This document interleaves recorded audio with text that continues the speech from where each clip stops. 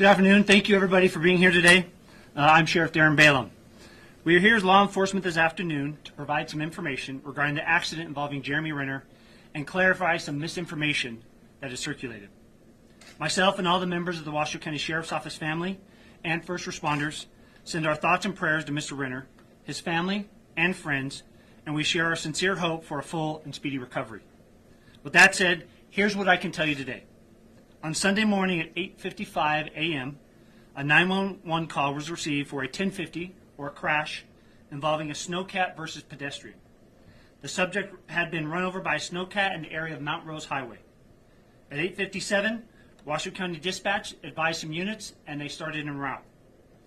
Here's where I want to elaborate on the weather and the road conditions at that hour. The previous evening, we had seen approximately 3 feet of snow fall in the Mount Rose area, and multiple cars were abandoned on the multiple roads, including Mount Rose Highway.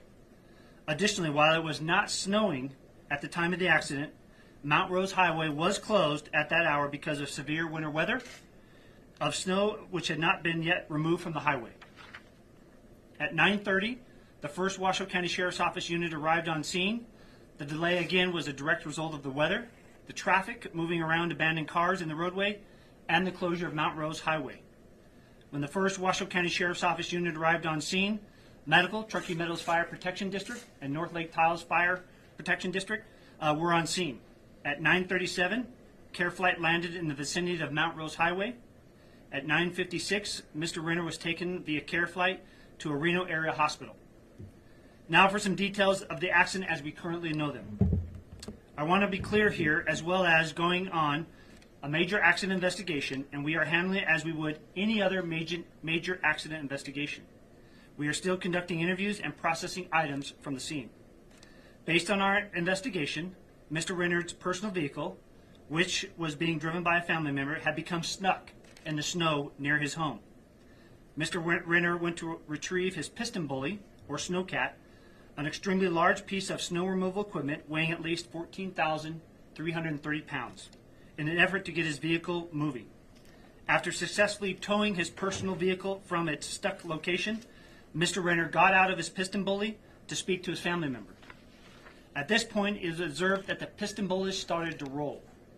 In an effort to stop the rolling piston bully, Mr. Renner attempts to get back into the driver's seat of the piston bully. Based on our investigation, it's at this point that Mr. Renner is run over by the piston bully. An eyewitness detailed seeing Mr. Renner getting into the piston bully and not seeing him again until the piston bully came to a rest in a pile of snow in front of his driveway. At this point in the investigation, we do not believe Mr. Renner was impaired at all, and we believe this is a tragic accident.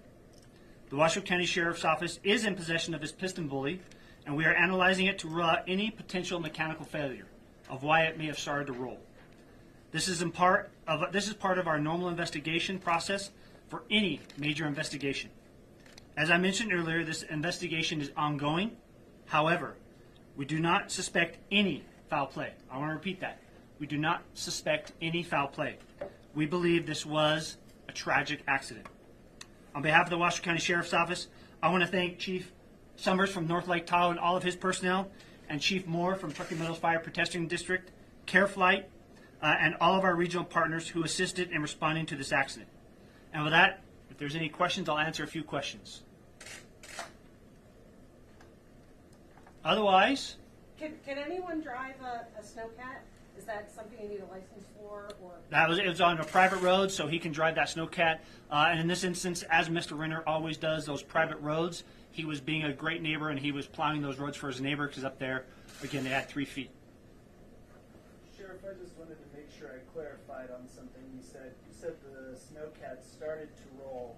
I presume that means it was rolling over on its No, it started just to move forward. Okay. Thank you. You're welcome. Do you have any more details on his injuries? For that, we're going to refer to the family. I believe they made a statement earlier today on his well-being. And again, all we want to say from all of us here as first responders, we are keeping him and his family and friends in our thoughts and prayers. So you're looking at the plow thing to see if it had a mechanical issue. Was it running? It was still running. You don't know if it was does that device have a park? It has a park, and so like we would because of this having such severe injuries, we want to make sure that with that mechanical machine, that was there any mechanical failure, had he put in park or whatever. So that's anything we would do on any major investigation that we had. And so this is just something that we'll impound. We'll have our mechanics and our major accident investigation team go through and rule out that. Was medical, did anyone here up, or any of the officers who responded, provide any kind of medical treatment when you arrived? You know, I would say they all did. After Mr. Renner was run over by the piston bully, there were some neighbors that also brought out some towels to help. So, you know, I want to thank them as well for their quick response in helping Mr. Renner while all of us first responders were responding. But first aid was rendered to him. Was it hard for the helicopter to land, given the conditions? It was, and that's why it took them a little bit. As I know, there's a video already out there on social media. Just because of the weather, all of the snow that we had just gotten, they had to find a safe landing zone for it. There was an early report that a neighbour who's a doctor, a medical doctor, gave a tourniquet. Is that correct? What I can tell you was there was no doctor on scene. It was some good neighbors of Mr. Renner's that came out with some towels and rendered some aid. And that's what I can say. And did they tie a tourniquet? That part I do not know. I just know that they came out with some towels and helped them until all of the first responders could get there. Do you know how much snow there was up there at the time? There was about 3 feet that we had just received on top of whatever else they'd received prior to this big snowstorm, but 3 feet of fresh snow. Did that complicate the rescue? It did, because Mount Rose was closed, and as you may have noticed during that time, we had about 13 to 20 cars that were abandoned from the bottom of Mount Rose all the way to the top.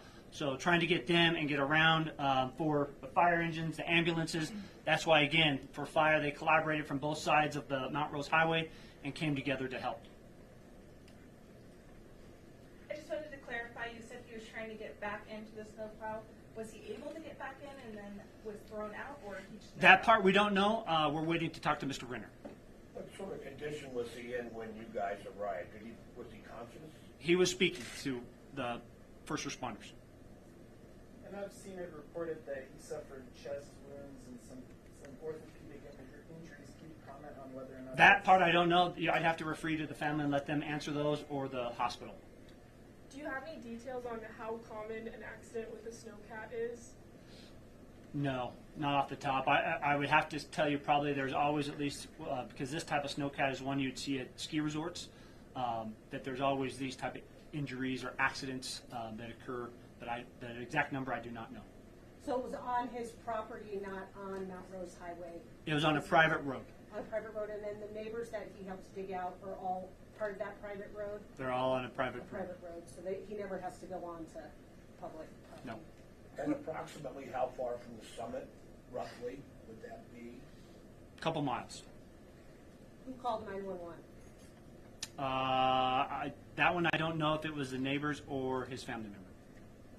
I know a lot of people have talked about the impact he has had in the community, donating to things and charity drives. What has been your relationship with him? You know, he is a honorary deputy sheriff, and so when I took office in 2019, he came, and with his popularity amongst kids and the Marvels, he has a huge impact. Those kids that he touched during Shop with the Sheriff, he showed up and shopped with our kids. I can guarantee they will never forget that moment that they got.